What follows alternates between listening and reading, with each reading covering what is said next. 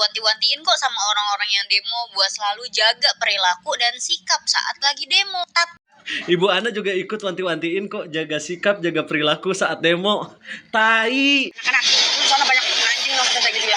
Udah gitu tuh, coba saya paling depan ya kan. Kalau demo jangan orang-orang doang, bawa batu tuh ya kan. Batu banyak bilang gini-gini saat bawain ya kan. Kita jalan sendiri tuh, lempar-lemparin ya.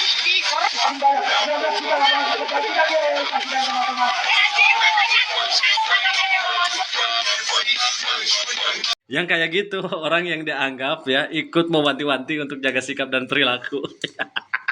Orang yang nyuruh lempar-lempar batu, orang yang hampir membakar gardu listrik, dianggap jaga sikap dan perilaku. Anjir, kenapa maksa banget sih? Oke lah, terserah lu mau menganggap Ibu Ana ini sebagai panutan, sebagai pahlawan, terserah. Tapi jangan ajak-ajak kita.